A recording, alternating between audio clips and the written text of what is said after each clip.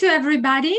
I'm Valentina Foschi, and it's a great pleasure today to welcome all of you to the second and last webinar of Think Outside the Box, EFL Teacher Professional Development Series 2021-2022, organized by Liceo Nolfi Apolloni di Fano and in collaboration with Mediateca Montanari in Fano.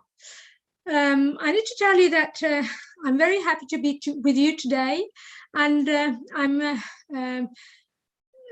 want to bring the welcome also to welcome you also on behalf of the headmaster of Liceo Nolfi Apolloni, Professor Samuele Giombi, who is not with us today, at least not at the beginning, because he couldn't do it this early. But he probably, if he can manage, he will be with us before the end of today's webinar.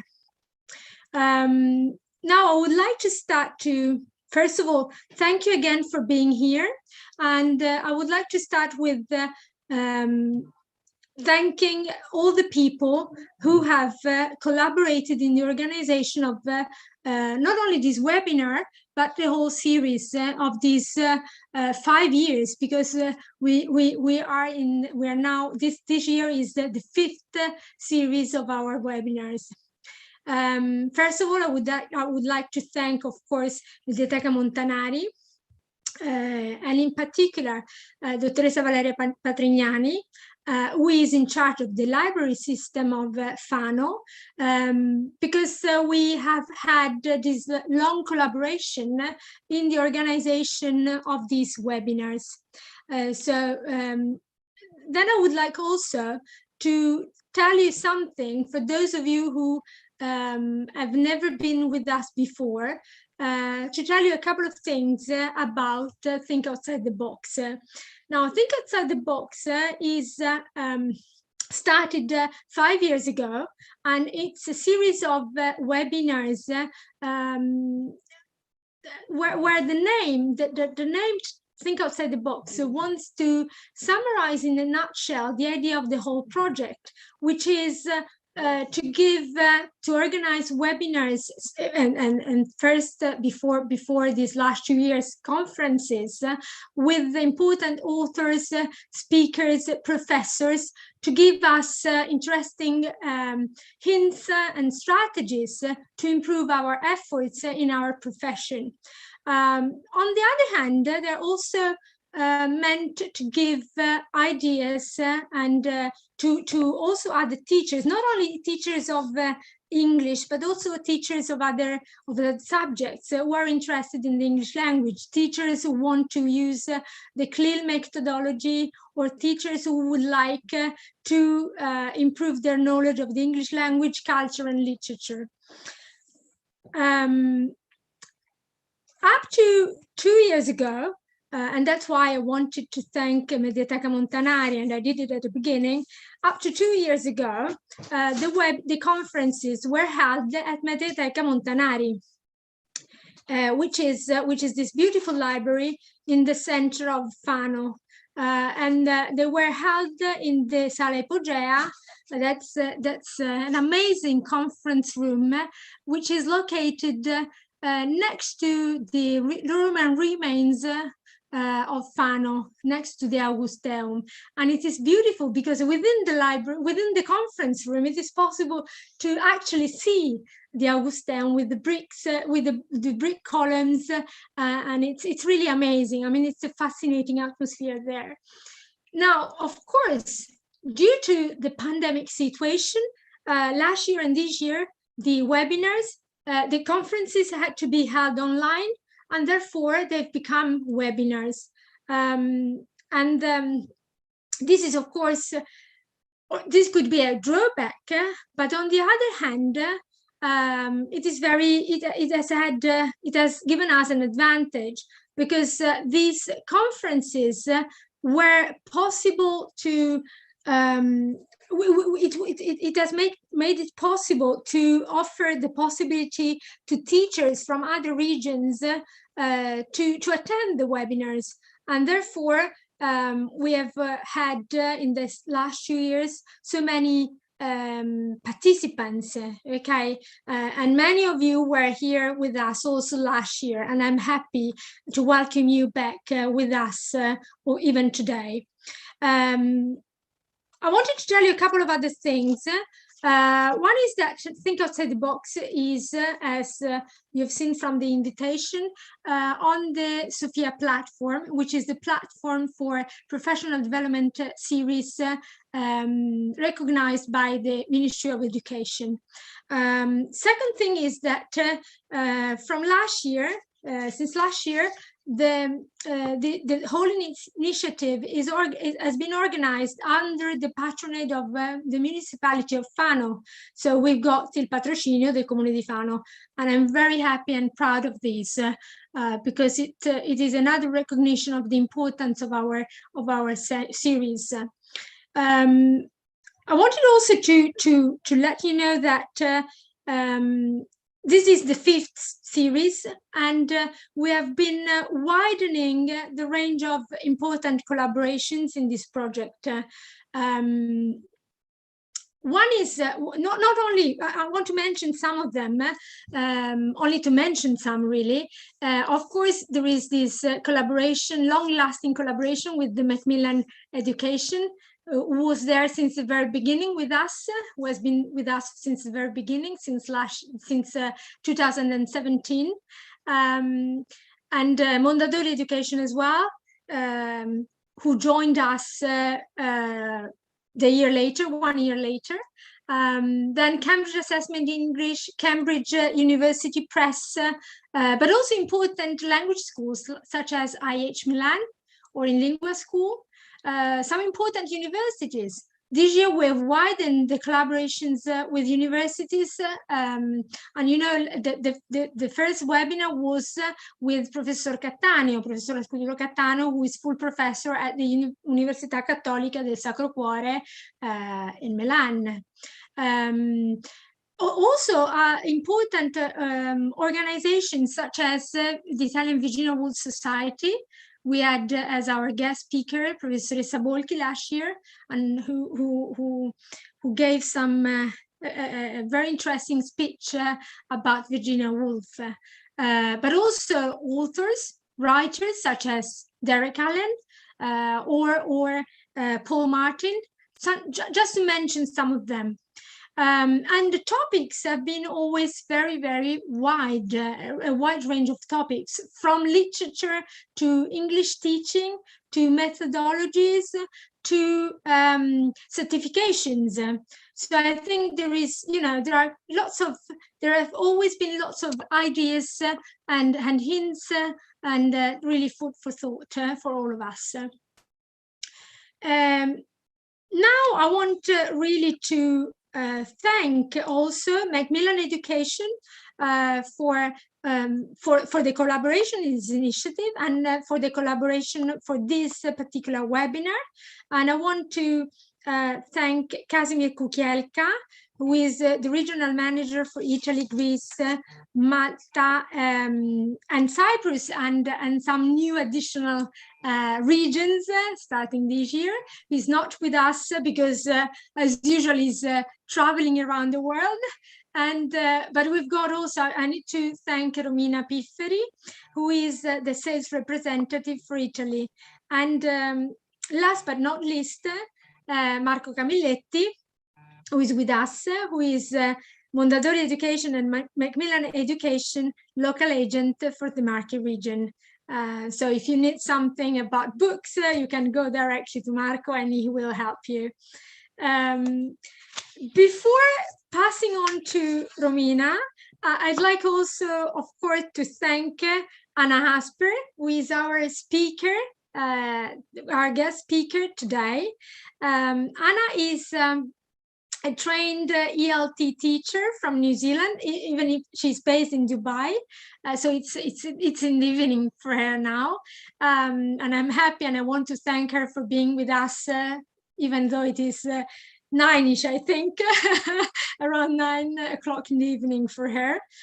She has a long experience, both as a teacher of teenagers, young learners and adults, and as a teacher trainer for Cambridge and for Macmillan Education. She's passionate about helping teachers, let's say, to enhance their teaching abilities and skills and methodologies, and she presents regularly on an at an international level, and she contributes to online magazines such as English Teaching Professional and Modern English Teacher. And this evening she's with us, and she's going to deal with language and certifications, certifications and examinations. And as you have seen, the title of her speech today is Teenagers and Exams, Lemons or Lemonade, which is, we can prepare our lemonade for sure at the end of this seminar.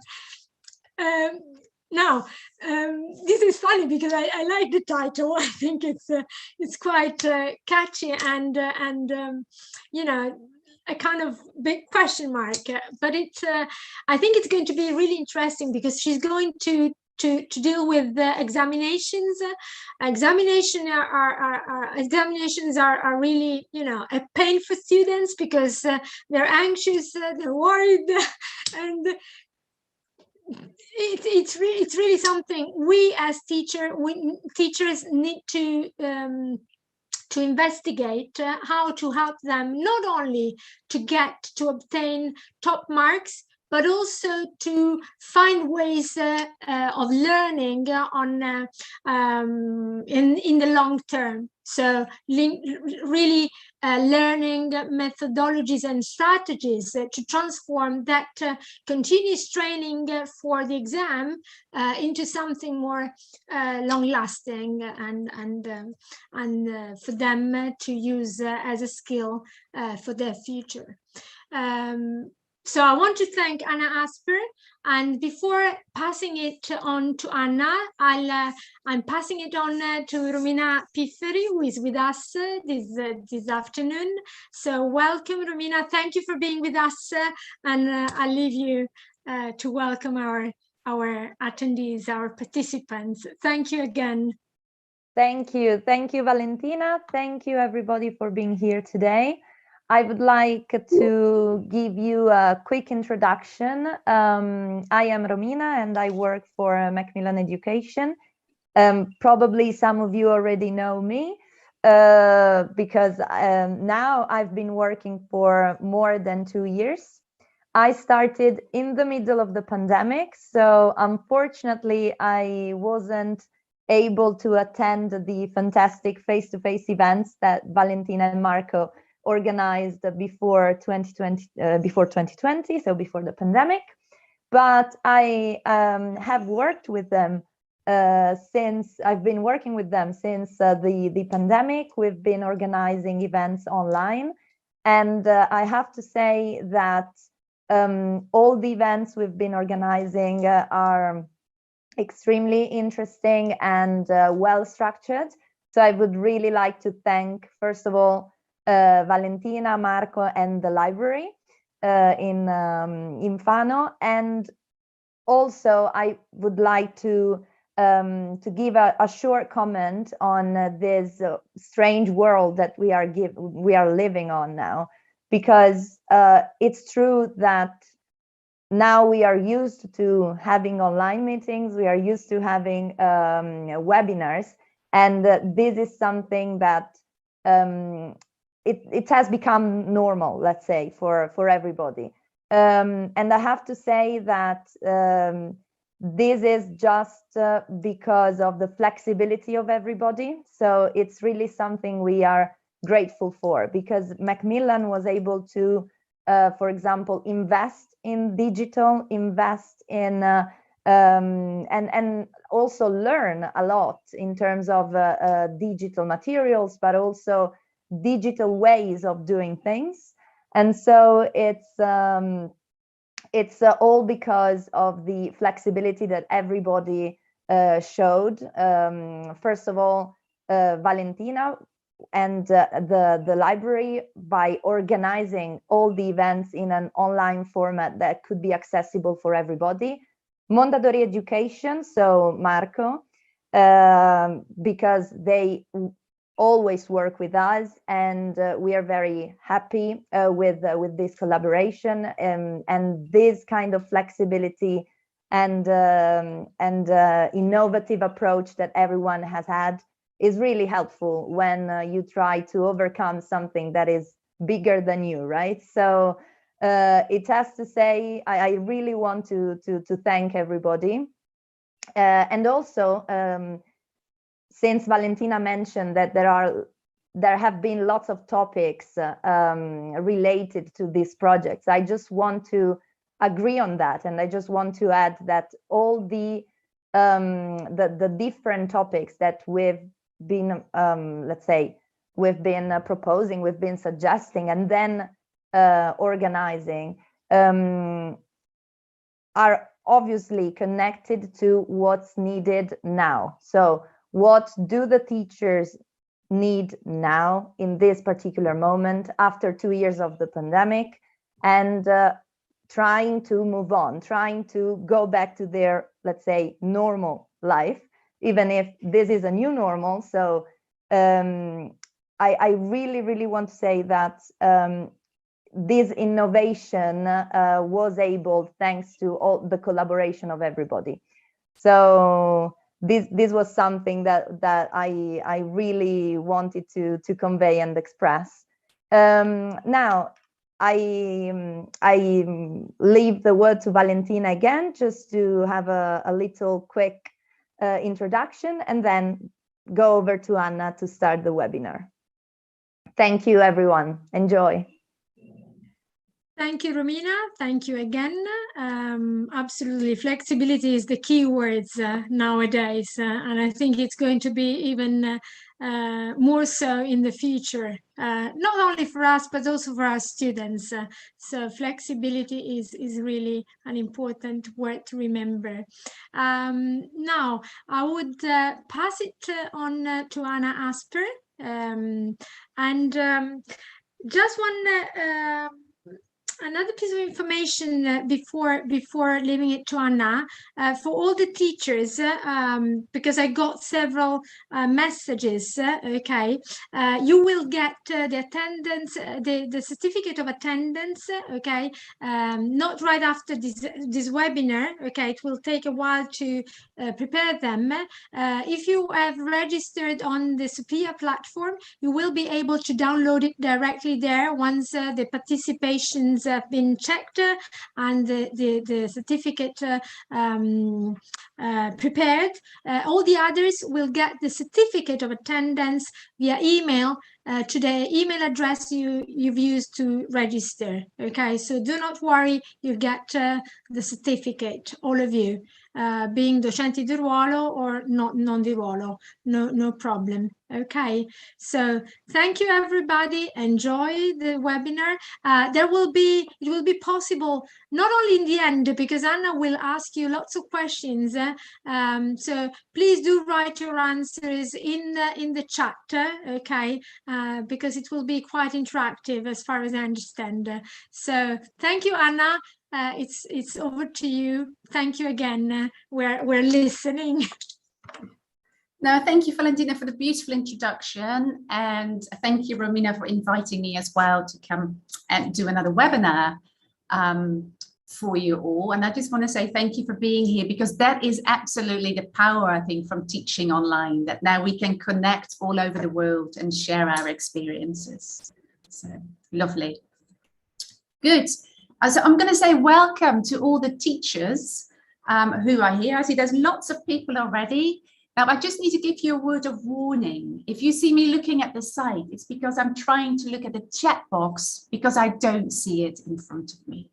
Yeah, so it's not that I'm not interested, it's just I'm trying to see what you are saying in the chat box.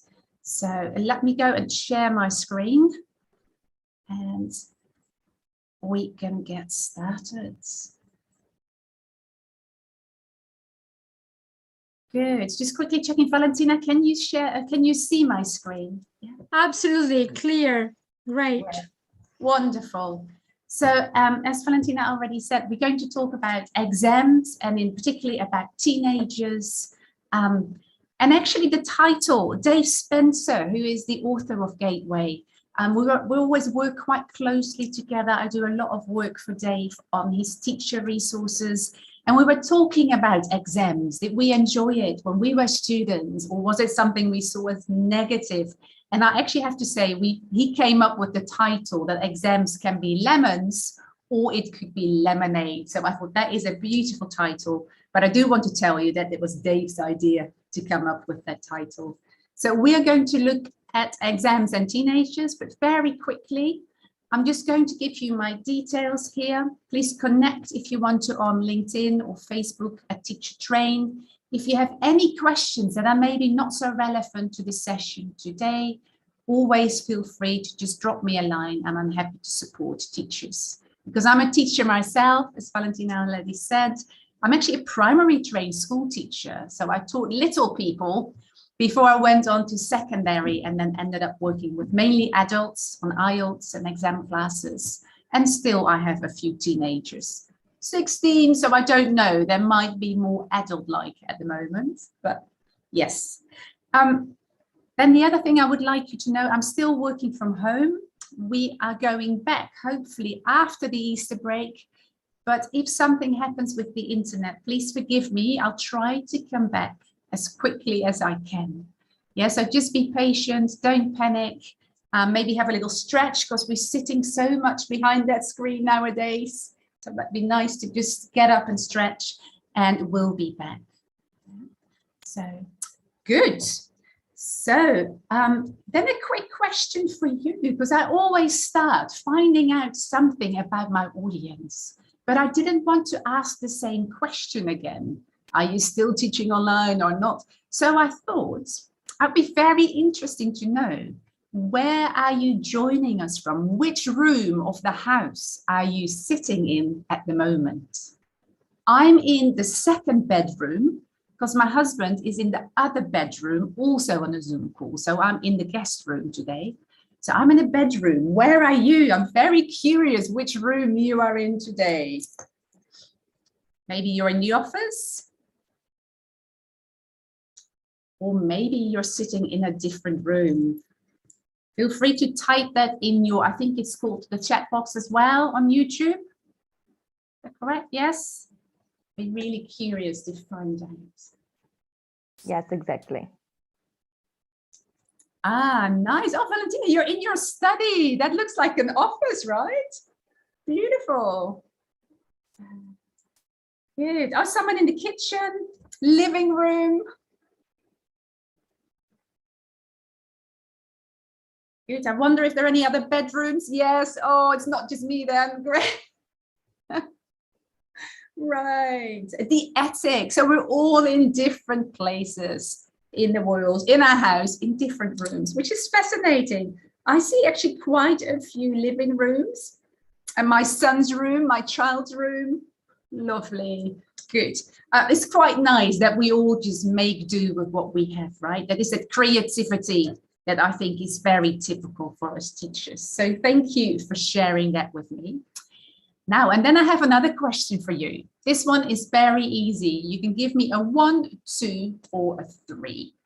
I know it's a very busy time, I think, for many teachers at the moment with the holidays coming up. But how are you feeling at the moment? Are you feeling like this? Are you feeling maybe so? Are you thinking, oh no, not another webinar? Give me a 1, 2, or 3 in your chat box. I see a 1. That's very nice to see. I hope there are more 1s coming through as well. Yes, I think I've got a little bit of a delay in the Zoom YouTube, but I will get your numbers come through. It's nice to see some 1s there, because I know it's busy. There's a lot going on, and I really appreciate that you're taking the time to come and join us. So great, some more 1s. Are relaxed. That's maybe number 1.5, right? A 2 as well. Like, oh, well, I hope that I can give you some inspiration in this session, some motivation, that by the end of the session, we all feel more towards maybe the 1 or at least 1.5. So I see lots of 1 and 2s actually. I'm happy not to see that many 3s. So good, thank you. And then I have one more question about your teaching context. Again, 1, 2, or 3. The sort of class you are teaching. I don't know exactly in Italy if you have particular exam classes. For example, Dave teaches in Spain. He only works with secondary students who are going to take the exam. Or is it more a general English class, or do you teach a little bit of both? So again, can you tell me a little bit about that? A mixture. I think that general English often has some sort of exam or testing at the end of the year anyway, right?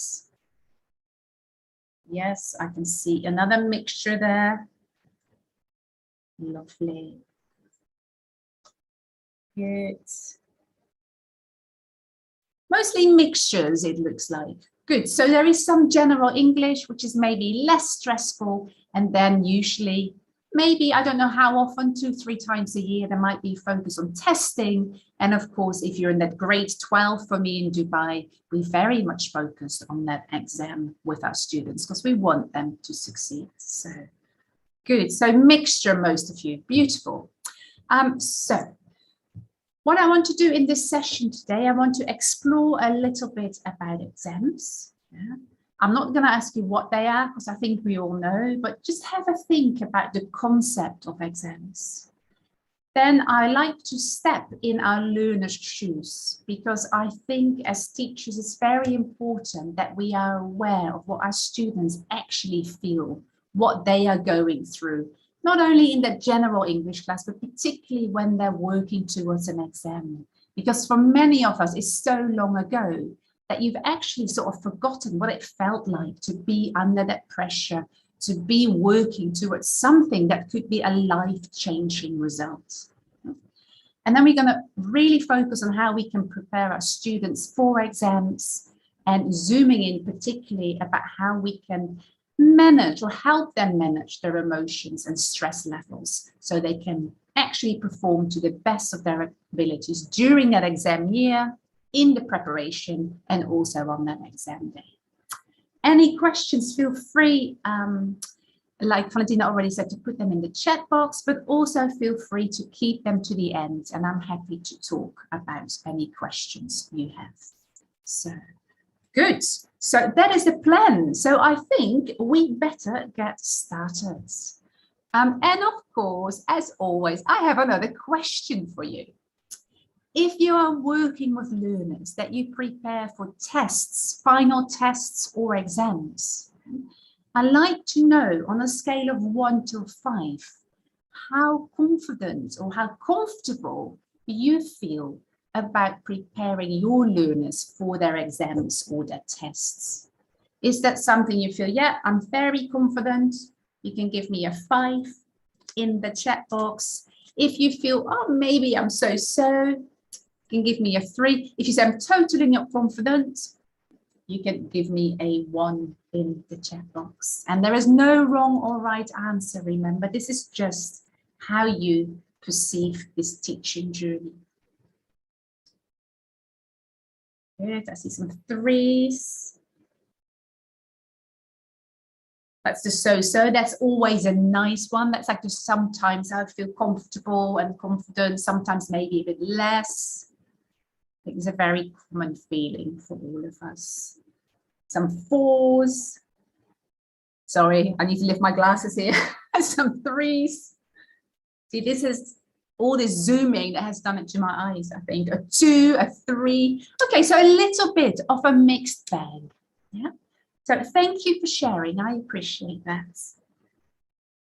Some 4s, some 2s, beautiful. So hopefully at the end of the session, you've been able to get some ideas that might help you feel more comfortable or confident in that journey. But as you're all experienced teachers, I'm not expecting that everything is new to you. But hopefully it confirms some of the things you already do with your students, and it will give you some ideas for other things that you might want to address or do more of in your exam classes. So thank you for sharing that. Now, the first thing, when I start working in an exam class, and last year I taught grade 12, talking about the end of year exam, why we are doing it, why it's so important. And this is sort of the reaction I get from my students. I don't know if you recognize this. And then often the first thing that comes out of their mouth is like, why, teacher? Why are we still doing exams? It's 2022. So why are we still doing this? And it's actually a really good question. Because of course, a lot of the exams that we still do are all about knowledge. And there is a lot in the media, there's a lot about research that we should focus on students' skills. Because knowledge is not important, they can find it on the internet. Now, personally, I don't think I agree with this, because to apply skills in life, you need to have a certain base level of knowledge that you need to apply to those skills. For example, if you want to read and understand, to make comprehension, you still need to know that vocabulary and grammar. But my students are always in a kind of despair, asking me, why are we still doing this? Valid question. So I often get my students to think together in pairs or in groups. Okay, in your teams together, have a think. What could be the reasons why we do exams? The positives. What are the positives of doing exams? And what are actually the negatives of doing exams? And I think it's very important when we work with teenagers that we actually explain why we do exams and start to focus on those positives, because there are a lot of good reasons why we still want to do or need to do exams. So the question for you in the chat box, can you give me an idea or two? Yeah, what are the advantages? What are good reasons to still do exams in 2022? And that means really knowledge and applying that, really that they have to study for something. Yeah, not just go to the computer and find something for me. And what are the reasons that we could be against exams? What are the negatives for exams? So in the chat box, if you have a positive or an advantage of exams, a reason that you are for exams, can you give me a plus and maybe type your reason? The reasons against exams, just give me a minus and then give me a few words why you think exams are maybe not so great for our students. I'm just going to be quiet. I'm going to give you some time to think. And I hope that you want to share some of your feelings about the for and against regarding exams with me in the chat box.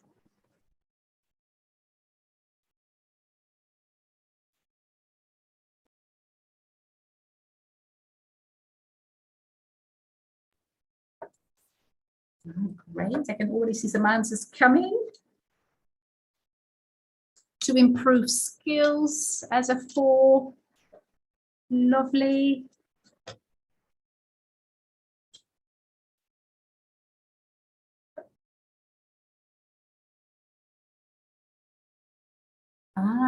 Exactly, to check that understanding, Beatrice is saying. So to notice if students actually understand what we have been doing in the classroom, checking that understanding, yes, a very valid reason. Also, Monica is saying it can give our students a sense of achievement. If they actually can succeed in their exam, it can give them indeed that confidence boost that they need, because confidence is really important in an exam context. Antoinette is saying a challenge, hopefully a healthy challenge. Yes, definitely. It can give them a challenge.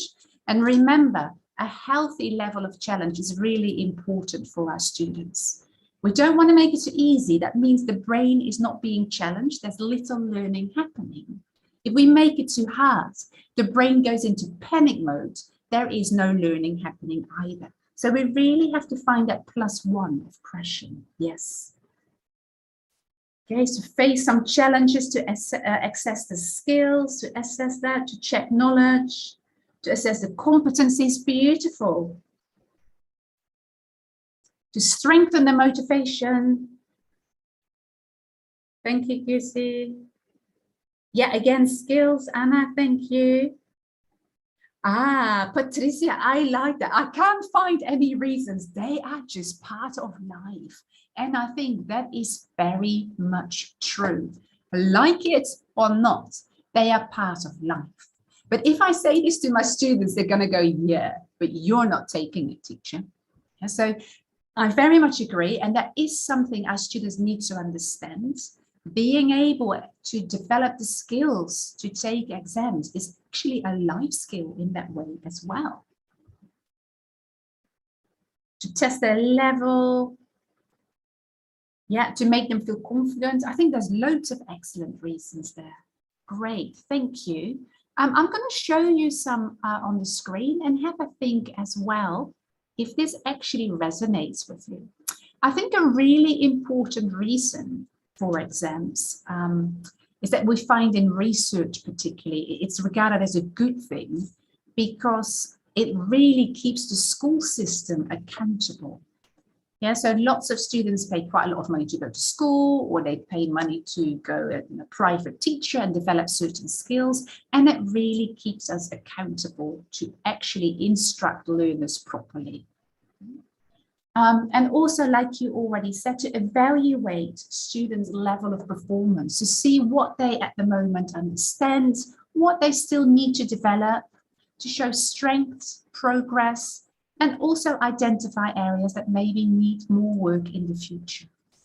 And of course, when we're talking about FCE, CAE, all those different tests, it can help students with opening doors for their future. Certain courses, you might have to have an FCE score to get in. You might need an IELTS score to get in. So it helps them progress into a different school system quite often. And many of the things in those international exams, they're actually quite useful. Writing emails, for example, answering personal questions, reading real-life text or even academic text. That is something that our students, particularly when they move away from secondary education, will have to do more of in life. And then again, those exam strategies that we teach them are also quite useful to improve general learning strategies. And once you have these general learning strategies, you can apply them after you have finished your school or your formal education in any informal learning setting. Yeah, this is how we know how to take notes. This is how we know how to remember things, because we have developed that in school because we needed it for an exam. And of course, exams give our learners a very clear goal. It encourages our students to review what we've done in the classroom, to revisit. So we get that retrieval practice. It might be here. And I look at the answer, like, oh, that was it. It comes back to the front of my mind. When I look at it next week, it might do that again. So it's actually strengthening the pathway between all these different neurons in the brain. And that actually is learning, that you can recall things quickly. So it can really enhance that learning. Like you already said, it can improve students' learning. And that in itself is very motivating, gives them confidence, and hopefully motivates them to keep learning. Indeed, so they can learn more, as Maria is saying. Good. Any reasons against? I don't know if any of these are similar to what you were thinking about. Show you. Some items in the exam might not be very relevant for our teenagers. Yeah, I don't know how often you write a book review, for example, or how often they actually write a CV at that age. Yeah, that might be something that is not so relevant to them yet. So it's part of it, but might not be super relevant. We might get some negative washback as well, which means we might be tempted as teachers to only focus on what our students need to pass in that exam. Therefore, we might forget the things that actually are important for them to learn. So one of the common things I can see in the region where I work is there's a lot of focus on selecting the right answer in a speaking test. It is a speaking test on paper. This is what some of the teachers are teaching. Functional language, this is the question, how do you respond? A or B? But they're actually not doing the teaching of speaking. There is no speaking, there's just selecting A or B. So that is that negative washback, because it's not helping my students develop their speaking skills. And then I think this one is a really important one. That failing of exams for several reasons. Yeah, I'm not going to go into the reasons why that might happen yet, but it actually can shatter their dreams. It can ruin their confidence in their ability to learn and really harm their self-esteem. So in a way, as exam teachers or teachers of those higher levels where there are a lot of tests, we actually have got a huge responsibility. And Antoinette is just saying they are afraid of failure. Yes, because if they fail, they might not be able to do what they have dreamt of. And it could be something as simple as me wanting to go to the same vocational college or follow-up course as my best friend is. If I fail, I cannot go with my best buddy. And that is tremendously upsetting because teenagers really, really like that sense of belonging. They want to be in their gang. So indeed, that fear of failure. A lot of tests nowadays, and particularly if we look at the Cambridge Suite exams and IELTS, they don't just test students' level of English. We are English teachers, our students are in the English language classroom, but of course they also get tested in the exam on other things, quite often general knowledge. So one of the challenges could be if students don't read, if they're not aware of what's going on in the news, for example, that they don't have any content or ideas. They have the language, but they don't know what to write on a topic. So therefore, as Dave always says as well in his webinars, it's very important to teach our students thinking skills. Yeah, ask them why, think about reasoning, justifying your opinion, and definitely introduce them to lots of different topics, because there's more needed than just the language to do well in the exam. They also need the ideas. And of course, another one, yeah, teaching for the test training. You see, yeah, that is definitely that negative washback, which is not a great thing. And with that, I also think one of the challenges is with the exam, it's very much a capturing a moment in time. So their abilities are captured maybe Friday afternoon at 3:15. And maybe you haven't slept well. Maybe it was a bad week. Maybe something is going on in your family, and therefore you're actually not performing that well on that Friday at 3:15. So it's very hard to actually say it's a fair representation of the level of my students. And I find that particularly in exam, when students become stressed, that can affect their score. So here you go. This is probably the main reason against for many of my students. I don't want exam because it causes me a lot of stress. And as I think Antoinette already said, it can really cause them that fear of failure. And because of that, they underperform. And because of that, some students might not even want to show up if they have the option. I've got some friends here where I live who are non-native speakers of English. They actually should do their IELTS, because once they have their IELTS, they can apply for better jobs, but they're just so worried about getting a bad score and they don't really want to try the exam. Yeah, and that is a shame, because the exam can actually maybe show them what they need to work on for the next time. But indeed, that fear of feeling, oh my goodness, I am not good enough. And that is not what anyone wants. So lots of different reasons why exams might be useful, why they're actually maybe not so useful. But in other words, exams really influence what we teach, how we teach, and also how students perceive learning. Not only learning English, but also that whole learning journey. Yeah, if they don't enjoy being in your classroom, it might affect them being in a French language classroom. So in that way, we've got, again, a huge role to support our learners and make sure that they actually can develop that self-esteem, that confidence, and feel motivated to learn. So huge responsibility for us. But with that, that might be our lemon. But I also think there's definitely a lemonade here for us, because if we help our students develop those exam taking skills, you are not just giving them the ability to open those doors for the future, You're actually giving them life skills. Yeah, they're very important skills. If you want to do well in an exam, there's lots of things our students need to be able to do. So it's potentially stressful for them, but we can treat it in a very sensitive and positive way that we actually help them develop skills for life. And they need those skills in life to continue in their new jobs, in future education. They need to be able to take notes. They need to organize themselves. All those little skills that are important and seem little and all linked to the exam are actually useful for life. So like it or not, I don't know who said that in the chat box, they are part of life. And we need to show our students that these skills are actually very useful skills for life. And we need to give them the tools to work with anything they feel to get them ready and prepared for that important moment. Good. If there are any questions, let me know. I'm just quickly looking at the YouTube box. Yes, Valentina, certifications are important. So our role really is to help them, teach them the skills or give them what they need so they actually can achieve that. And we cannot learn English for them. That is absolutely up to them. But I can create the conditions that enables them actually to maybe better learn, to perform better in the exam, and very much so to manage their feelings in the exam.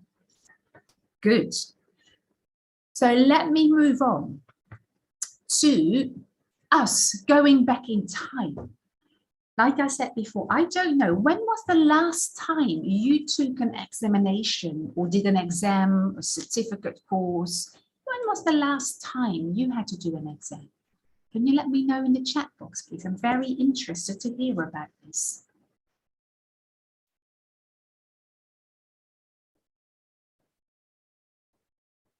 Yes, indeed, Valentina. It also helps them work with the language in context. Aim high, beautiful. And indeed, that certification they might get is that confidence to keep going and that motivation.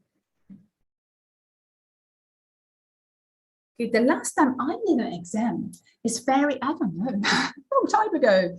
I've recently been doing a lot of studies because I'm trying to develop my research skills because I've just started my PhD. But I know for that, I had to write an assignment and it was only like, what, 12,000 words? And oh my goodness, it was quite nerve-wracking. But of course, I can do it behind my own computer. There was nothing like I had to go to the venue and sit and write for 3 hours. But even being a student again, handing in assignments every month and then one big paper at the end of the year, was a really fabulous experience for me to step back in my students' shoes. Because sometimes we just forget what it was like. So some of you are saying, okay, 2019, 2016, April 16. Yes, it's been years, Monica is saying. Yes, indeed. There is lots of different 2018, quite a while ago then, right? And I think it's important for us to step in their shoes and experience things like that. What I find really annoying, for example, is if I send my tutor an email and he wouldn't reply for a week.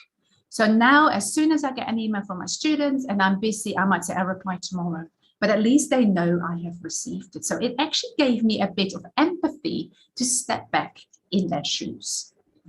And from that experience, from our own experience, doing exams, taking exams, certifications, indeed, I think there's loads that we can learn. So again, this is an activity that you could use with your students. Maybe not the first question, but definitely question 3 and 4. They are like sentence starters, but they're actually sentence endings. I think it's very important when you start teaching your exam class that we actually start to talk about what makes you nervous, what makes you feel confident before the exam, or what makes you feel, I can do this, settled. And maybe your students are already aware of their learning strategies and their learning habits. What is the best way you revised? Yeah, how do you prepare for an exam?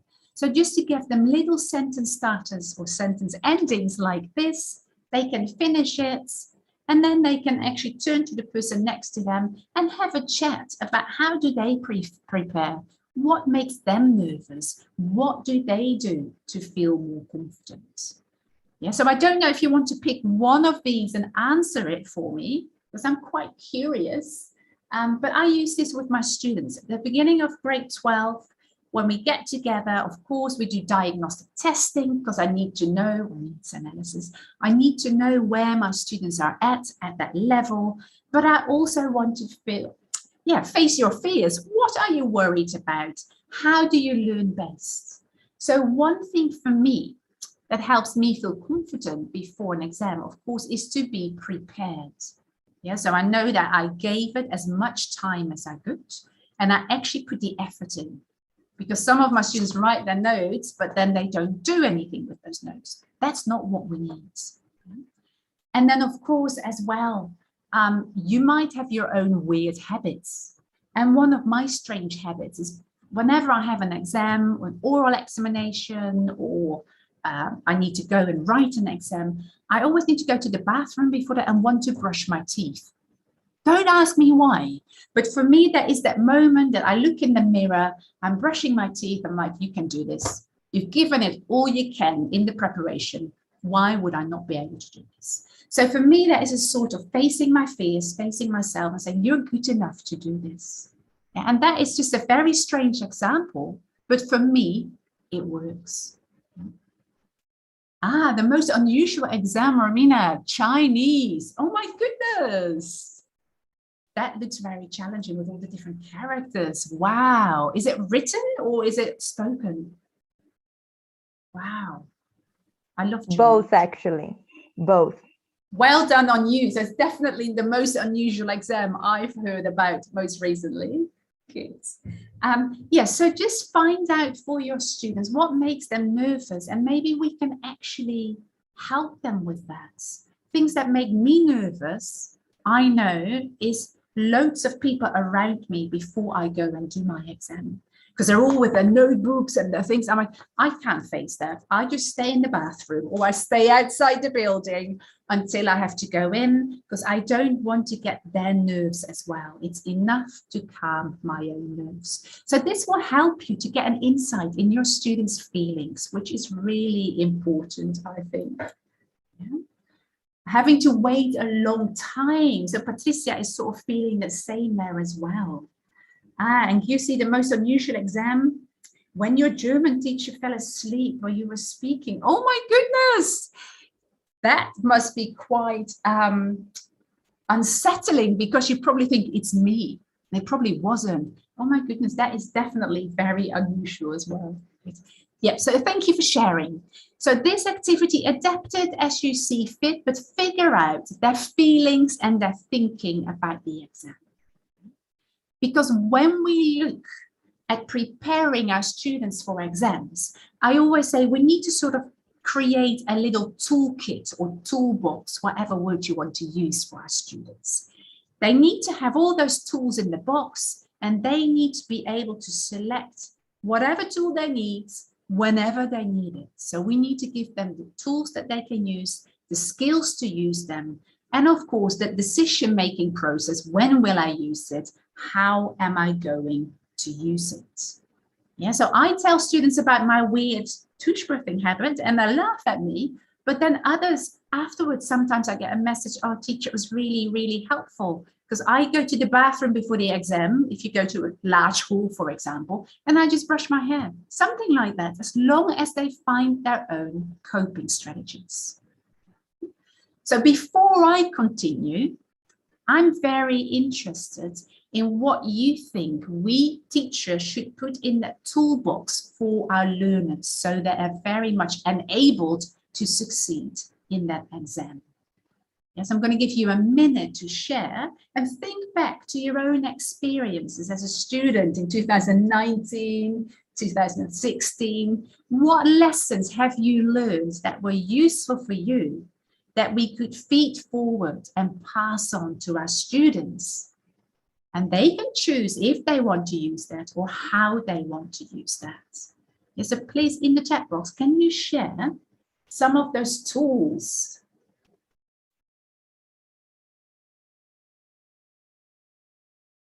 Oh, your students, Anna, have got B2 speaking tomorrow. Wow. I'm always more nervous, I think, than my students are, because I'm just sitting here like, oh, I hope it all goes well. Oh, and somebody was waiting for a professor to come for 7 hours. That is super unsettling as well. I'm in one. Yes. Yes, repeating things in a loud voice. In the toolbox, Patricia, I like that. We need to give our students some patience. Now, I know patience is not my middle name, but it is something we need to sort of raise that awareness of, right? That patience is a very important thing for our students. And Patricia, I think when you say sacrifice, it's probably the fact that they need to work hard. They might have to give up an hour of Netflix to actually put in that effort, right? Yes. Simulations, Antoinette, yes. So maybe models. I think that's really important as well. Patricia, again, time management. Certainly. And when we prepare for speaking exams, we could give them the tools to say self-assessment, you know, record yourself, listen to your pronunciation, listen to your language. Is there anything you can do better? So that learner autonomy, yes. They need to do exercises, revision skills. Yes, a positive attitude, Monica, that belief, super important. Yes, listening to a lot of dialogue so they get those models. They actually know what is expected of them. And a bag full of patience, I think Vitalia is saying. Wonderful. Good. So I'm going to say that this is, again, a lemonade. Yeah, so in that toolkit, there's so many skills that we can teach our students that are not only useful for exams, they're useful for continuous education, they're useful skills in life. So actually, if you look at exams, doing well in exams is really a combination of 3 different things. Yeah, so that thinking, justifying, finding the right answer, but also those beliefs about themselves, that thinking about themselves, self-esteem, self-belief. Then there is behavior, which is the learning habits, for example. And then, of course, there is that managing of feelings, emotions, and stress. And then knowledge and skills goes with thinking. The test familiarity and strategies also goes with thinking. So these are really, I'm going to talk about each of them in more detail, but these are very useful tools that I definitely want in the box, besides a lot of patience, of course, and self-esteem in my box. Yes, and pencils, because that's useful as well. These are really the key components that I like to develop besides focusing on that exam, because we can use them for everything in life. Because the ultimate goal for us being teachers in exam classes, preparing students for exams, is to help produce those well-rounded, happy, and motivated learners of English. So they're ready to not only face that exam, but also to face that life of test, or the test of life. That might be a better one, because the aim is to give them skills for life outside the classroom. Good, so keep your ideas coming. It's really nice to read. So I'm going to look at all of these individually and show you some examples as well. Yeah. So test familiarity and test strategies. Actually, it means we need to make our students test wise. I don't know if that's a word. I think I might have made it up, but it's more or less the students need to know what comes in that exam, the contents, explain exactly what is in the exam, what order it comes in. Also give them some knowledge about the strategies, particularly as somebody said, time management. How am I going to go about this task so I can actually do it in the limited amount of time I've been given? So how can we work? Do I need to read the instructions? What do I need to focus on? All those strategies to make it effective.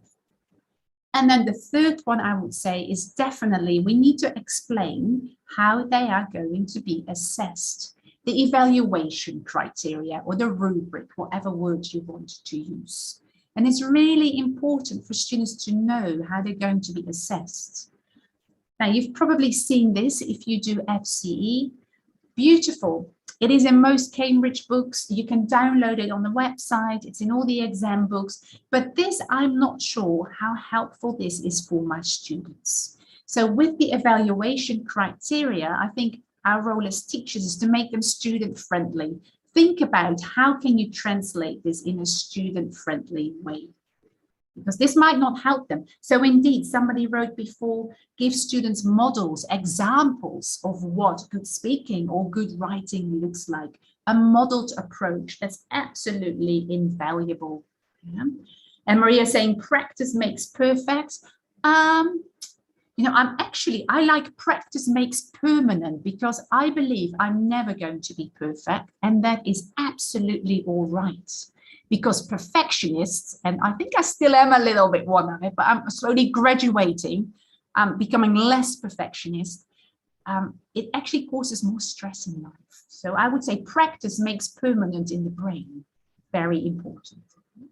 So when you look at Gateway, for example, you can see that in the course book, there is a writing checklist. And the checklist has exactly got the same criteria, but in student-friendly language and in student-friendly examples. So the students can find this in the book presented. Then for those strategies in Gateway, you get all these different tips throughout the book. Yeah, not so much that this is what you're going to think about in the exam, but in the classroom, we can talk about this. How are we going to deal with this in the exam? How are you going to deal with this task type? What should you not do? Yeah. One-word answers, two-word answers. So really get them to understand the content, the strategies, and how they are going to be assessed. Yes, simulations, Maria, the models are very important for our students so they know what to expect. And you will see in a minute as well how you can actually help your students with that. So they also need to know that other cog in my wheel, knowledge and skills. Now, knowledge, of course, language knowledge, grammar, vocabulary, they need to have the 4 skills. They also need the skills to actually apply all that in the exam. And exam strategies, exam knowledge, exam skills such as knowing the rubric are of no use if they don't have the language and they can't apply those skills like reading, listening, speaking, and writing. And so let's not forget to think about the smaller things in teaching. For example, we need to focus on grammar, vocabulary, but also particularly writing. I find is an area that a lot of students need simulations for because they don't know exactly what to do. So here is an example, right? I'm going to develop an essay. How, teacher? So beautiful. Go and look at an example. Nicely done here. Then there are some questions about the example, which they just have to read and say, do they agree or disagree? So a reading task first. Then we're looking at genre-specific features. What's the purpose of each paragraph? Where are the for and against? What sort of language can you use? Now think for yourself, how would you plan something like this? Yeah, that's a key exam strategy again. Then there's a tip again, and then students start to produce their own written work. So there's actually a lot of steps that you can do with those simulations. So it's very much a text-based approach to teaching that grammar, but also a very scaffolded approach to teaching or developing those writing skills with your students. Indeed, so it's actually developing everything, the micro skills of writing, the macro skills, and the exam strategies. And of course, we can go back and use this page for students to self-assess or peer assess. Yeah, let's look at vocabulary, read it, go back to your own writing. Are you happy with that? Yes or no? And of course, for us as teachers, but I don't need to tell you this, it's very important that you find out exactly what their needs are, because whatever course book you use, it's not written for your students. It might be a fabulous course book, but it's written for students in general. And then we need to help students developing learning habits. habits. Now, I don't know what you understand when I say learning habits. What does that mean to you? Sorry, the cannon just went off, if that's what you heard, because it's iftar, because it's Ramadan here, so now we can eat and drink again. I don't know if you hear the Big Bang. So what are learning habits? Yes, I like it often as showing them the structure of activities. That definitely goes back to that knowledge and skills area.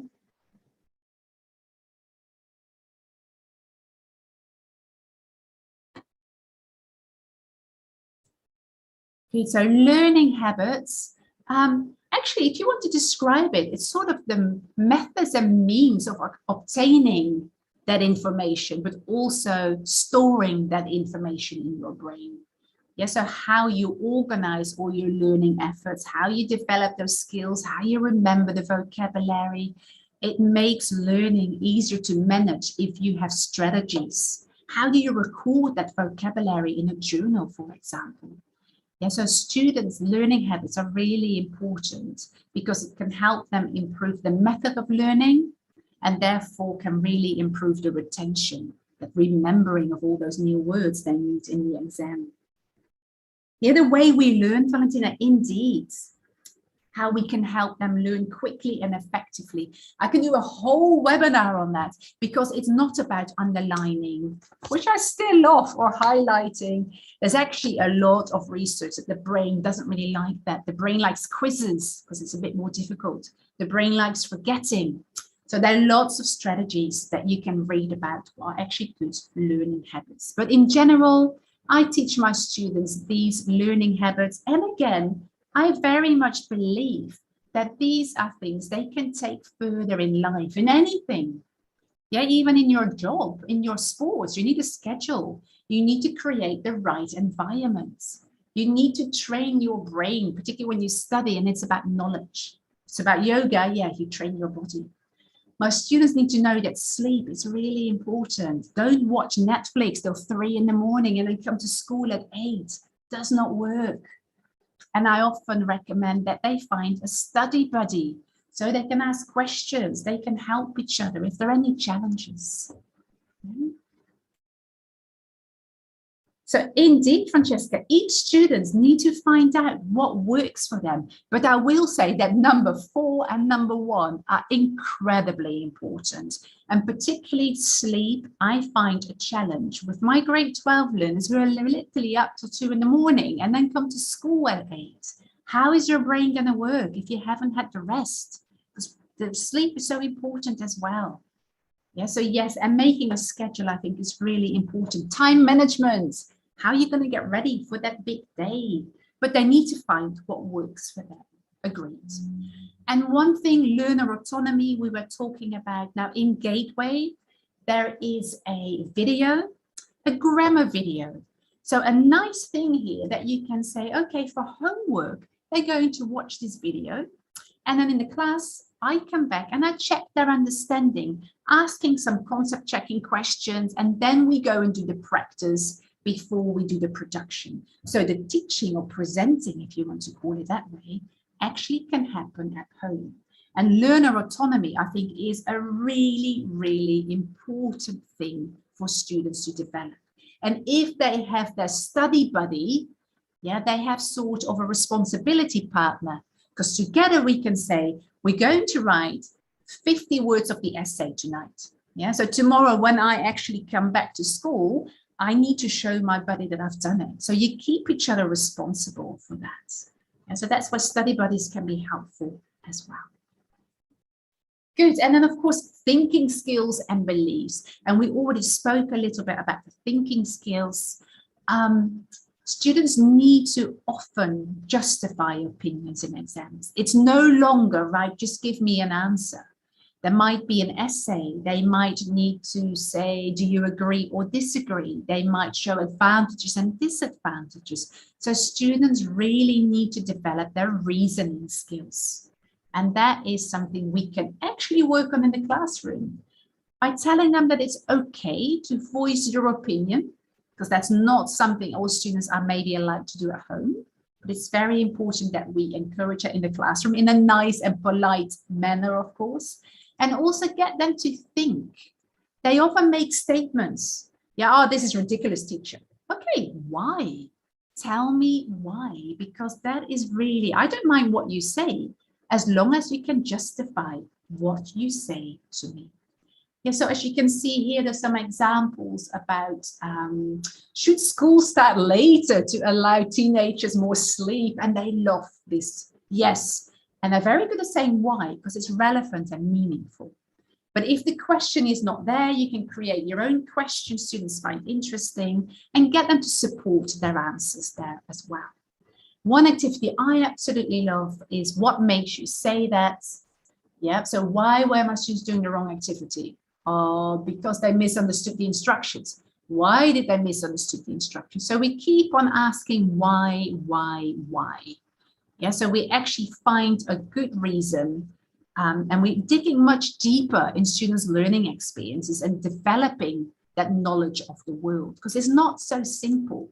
If you say, yeah, but the teacher is bad. Okay, why is the teacher bad?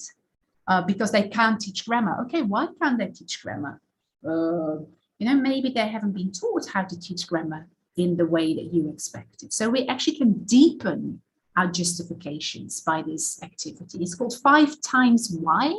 I think it was developed by Suzuki Toyota, who worked for Toyota factories, and they always wanted to get to the core of a problem. But it's also a great way to get your students to think deeper. Yeah, Beatrice, if you don't sleep well, it's really hard, right, to do well. So, good, and that brings me nicely, Beatrice, to this managing of your stress and emotions. And one thing, of course, there is that we need to enable our students to cope with the exam stress and that feeling of being overwhelmed in the lead up as well as during the day. Because I don't know what stress is for you, but for me, I think it sometimes really looks like this. Oh. Stress, computer's not playing. Oh, here we go. Yeah, so it looks like that. My brain is full and it's overwhelmed. And particularly, like you say, if you haven't slept well, that becomes even worse because panic sets in, because your body is just responding to everything that's going on. Yeah? Now, I'm not saying stress is the same as anxiety. Let me make a very clear distinction there. Anxiety is when you have worries and they actually never stop. You get panic attacks and everything. Stress is often related to a certain stressor. You know you've got the exam tomorrow. You know you're going to get married tomorrow. I don't know. You know you've got to present a webinar to 5,000 people. Yeah, so that is temporary, the way your body is responding. And actually, I don't know what you feel about stress, but a lot of people say stress as a negative. And it's something in our society, of course, it influences our hormones, your cortisol, your adrenaline. But there is also something called positive stress. You need a little bit of stress. It makes you just ready to do well and perform better. So to do, for example, a presentation like this, I'm always a little bit nervous, but I can manage it. Yeah, but you need a little bit of elevated stress level to actually perform better. You can see that with athletes, football players, Formula 1 drivers. But if there's too much of that, it goes to the other side. It becomes negative stress because it sort of stops you from doing anything. It deteriorates your performance. It might even stop you in your performance because you go blank. No idea what to do. So in itself, stress is not a negative or a positive. It is the way that our thoughts deal with this. Yeah, so exam pressure, for example, there's a lot of pressure on me. If my mind, my thinking, my belief is like, I have prepared well, I think I can do this, it's all right. If my mind is going, oh my gosh, and I'm going to fail, I'm going to lose all my friends because I can't go to school, and I'm sure I can't do it because my mum couldn't do it either, then we're probably blocking our body and our minds, and then it becomes a negative. So it's not as such as the exam is stressful, it's the way we think about it. And thoughts are incredibly powerful. But I don't see thoughts in my students. I see bodily reactions, or I hear stories from my students. What sort of responses do you feel or notice in yourself when you get stressed? Maybe you can share that in the chat box. Yes, indeed, Patricia, the right dose of adrenaline, that healthy level of stress. Yes, stress can cause insomnia, Beatrice. Definitely, you can't sleep at night. You might get some sort of panic or anxiety. Yes. Oh, I like the answer that sleeping is actually like breathing for the brain. It's actually consolidating all that knowledge. And the way we think about the exam actually makes us feel positive or negatively stressed. Here are some of the things I hear in my classroom. Heart racing, very normal. I don't want to eat, I don't want to do anything fun. I'm so nervous. My brain goes blank, teacher. I can't sleep at night.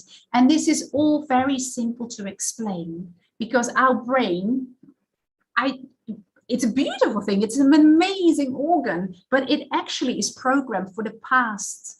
Yeah, it's not programmed for the things we experience now.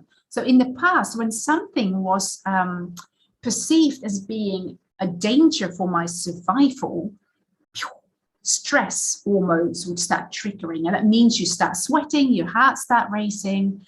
And that was really good because your blood would pump faster and you would be able to run, fight or flight.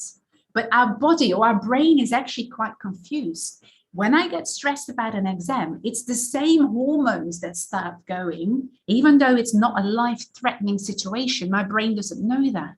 So it's the same effect in our body. So even when we talk about something as small as an exam, you can get the same reaction as if your life is in danger.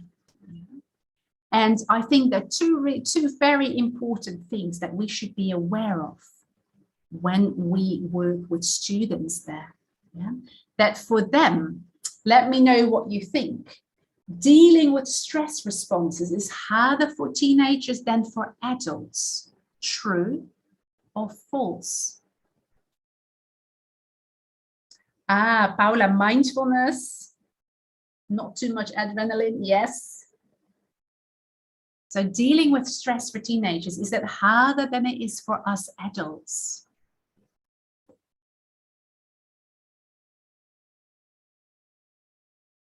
It actually is, right? Because their brain is not fully developed. So they don't think as much as we do. That reasoning with our prefrontal cortex, that is not as much developed.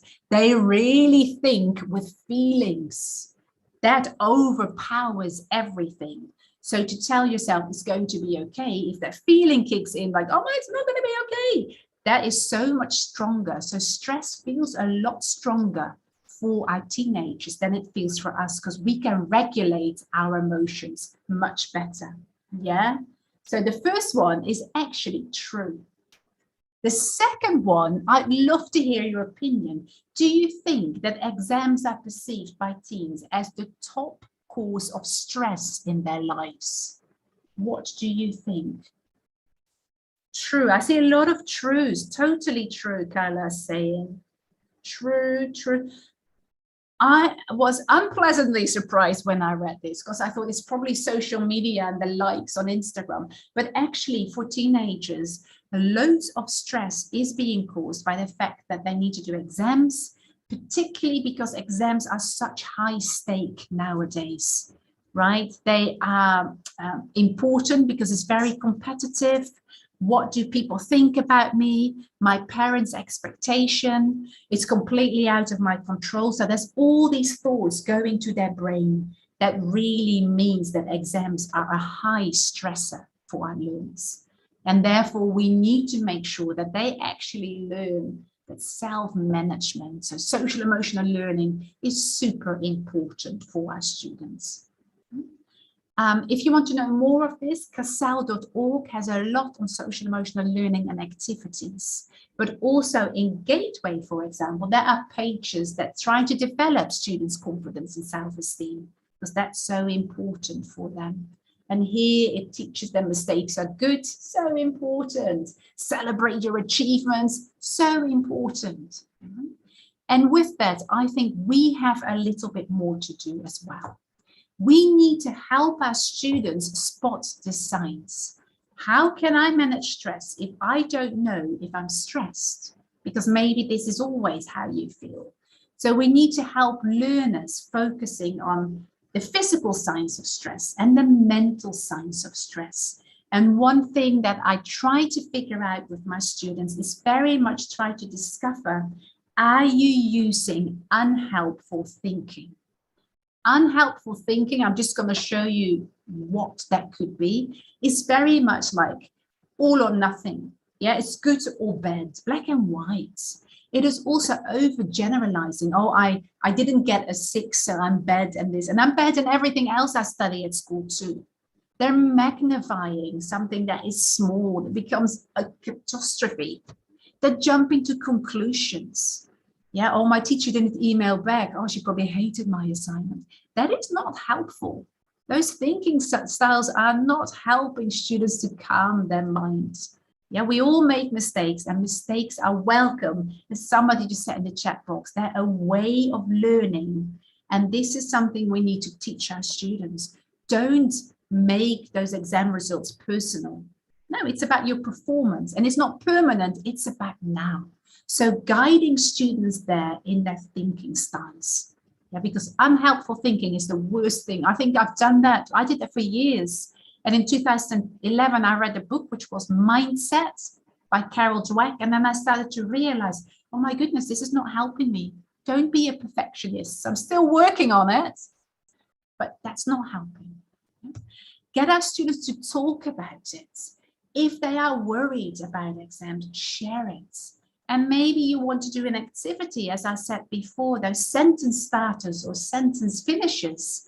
But a very simple thinking routine for the Harvard Zero project is east, west, north, south. And you can very simply adapt that to a speaking activity in your classroom. What worries you? What excites you? What do you feel you need to know? And what steps can you take to prepare for the exam? So we're talking about it. We're sharing all this together. Yeah, and I think that's important.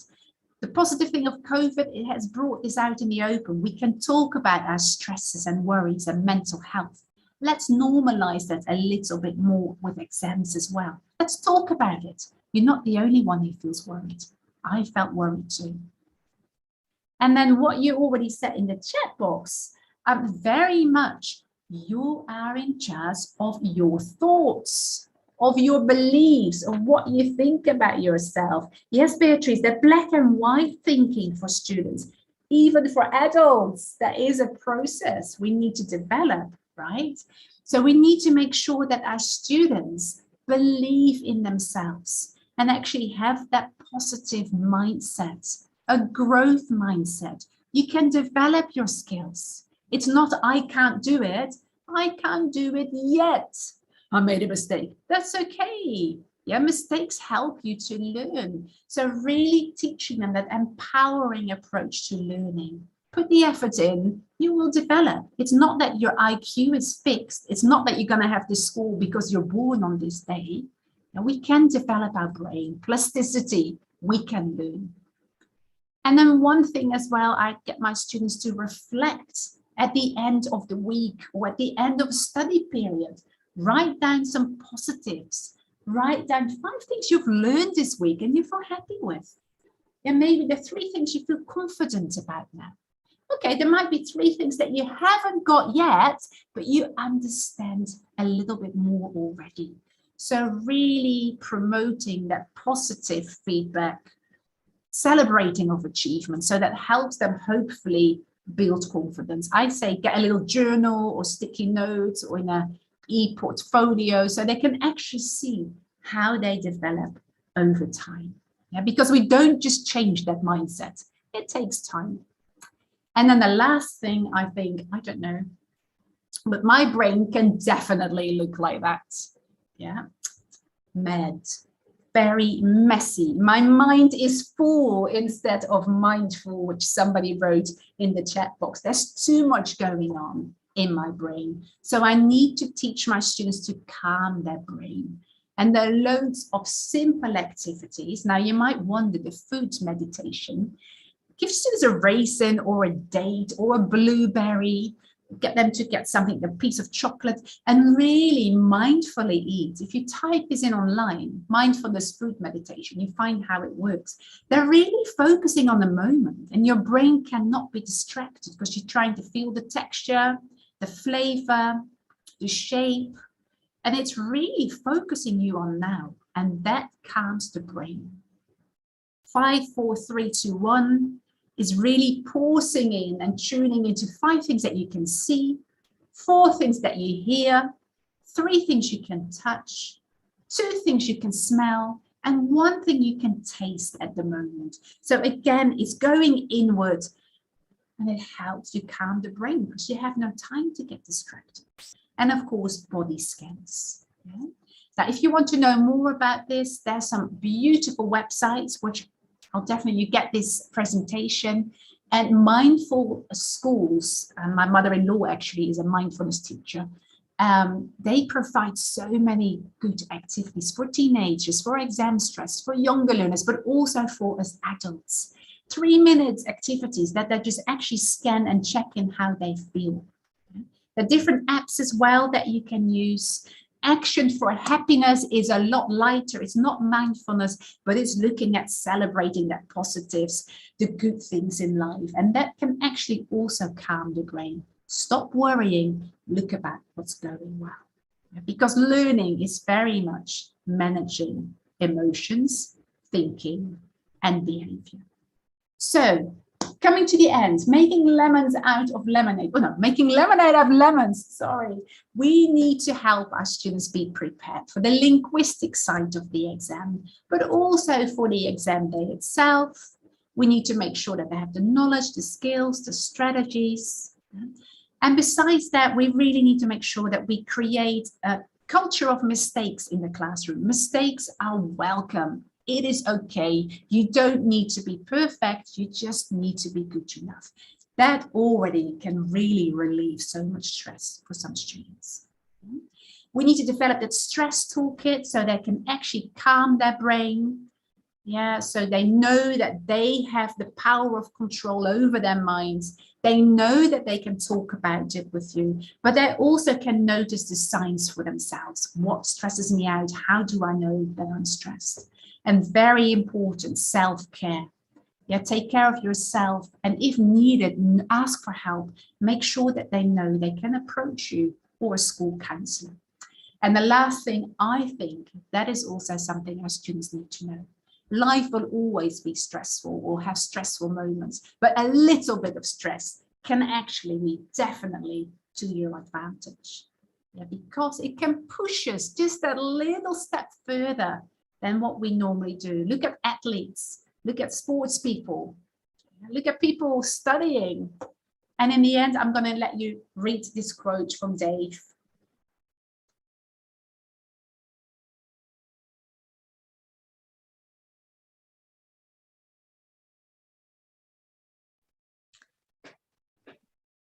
Good. So exams are a means to an end. It's not the thing that decides the rest of your life, because there are many people who maybe didn't do well and still have succeeded, and they're happy and healthy in their life. So let's make sure that when we prepare our students, that our aim is to produce well-rounded, motivated, happy learners for the test of life, and not only for that one exam. Good. I just want to say thank you for your active participation in that chat box. And I'm going to leave you with this quote, that stress is caused by your thoughts. And I think that is a very valuable lesson, even for us teachers, when we have so much work on, the workload is piling up and we are starting to feel stressed. It's all about how you respond to that. So any questions, feel free to let me know in the chat box, on YouTube, or in the other chat box. And just a little teaser, if you want to hear more about exams and teenagers, Dave is actually doing a talk on the 26th. So if you go to this link, macmillanenglish.com, training events, you can register.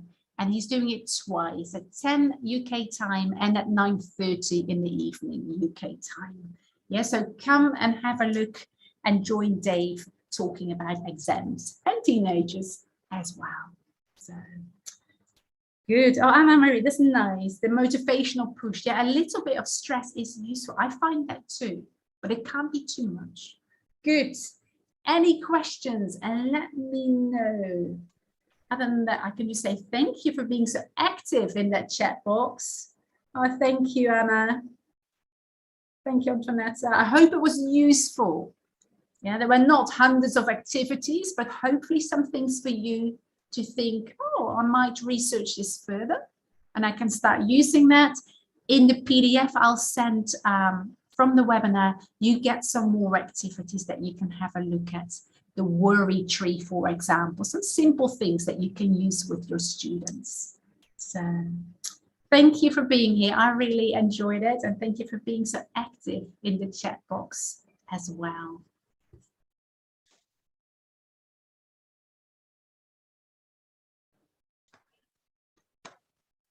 Thank you, Anna. Thank you, Anna. I was just looking at the chat box as you are, I think, to see, I mean, lots of thank you, great webinar, very interesting. Let's wait for a second if there are more questions coming. Always happy to answer questions. Well, there has been lots of participation in the chat box, so definitely, and it's wonderful because it makes us feel part of this community again, right? Absolutely. That's very nice. Absolutely. Yeah. Absolutely. So if there are no other additional questions, I would say, first of all, thank you, Anna.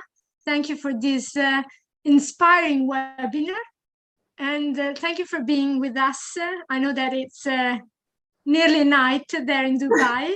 And before closing, I've seen that Professor Samuele Giombi, our head master of Liceo Onofrio Polloni, has just joined us.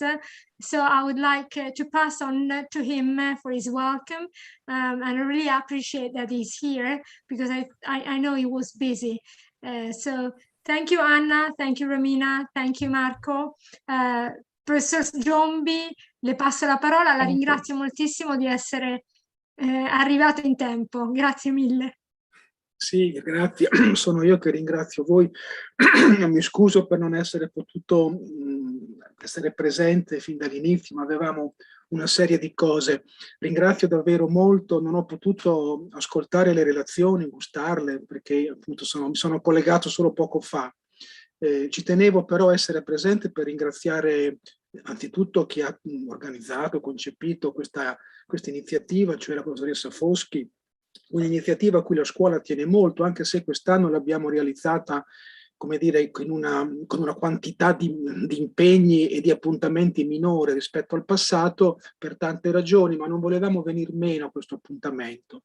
Ringrazio poi naturalmente i relatori che si sono succeduti, in particolare quelli di questo pomeriggio, e anche i partner che hanno collaborato con noi, dal Comune di Fano, l'assessorato alle biblioteche, la Mediateca Montanari, ma anche Mondadori e tutti gli altri partner che hanno collaborato con noi. E questo è un appuntamento che ormai credo, mi correggerà Valentina se sbaglio, è il quinto anno che noi quinto anno che noi teniamo, e cui siamo veramente molto appassionati e interessati, perché è un'occasione preziosa di formazione per noi, per i nostri docenti, per i docenti del territorio più in generale, ma anche di approfondimento per alcuni nostri studenti e di coinvolgimento, di rapporto con tutto il territorio del nostro ambito scolastico. Quindi davvero grazie a tutti e direi arrivederci, appuntamento anche alle prossime edizioni.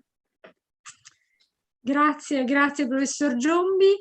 E mi faceva pensare veramente, questa è la quinta edizione, quest'anno soltanto 2 webinars perché per tanti motivi siamo partiti un pochino in ritardo, speravamo di poterlo riportare in presenza, ma facevo il conto oggi che credo siamo giunti al 15° o 16° incontro, quindi la maggior parte in presenza, gli ultimi a distanza, ma insomma con una media di 3 o 4 conferenze all'anno, quindi veramente sì, sono stati momenti ricchi intensi, credo, per tutti i partecipanti. Grazie a tutti, grazie a Macmillan Education, Mondadori Education, grazie ad Anna ancora, grazie al professor Giombi per la sua conclusione, per la sua conclusione di questa series di quest'anno. Grazie ancora e arrivederci a tutti. All'anno prossimo. Grazie mille, thank you. Thank you. Bye bye. Grazie, arrivederci, grazie. Thank you. Thank you.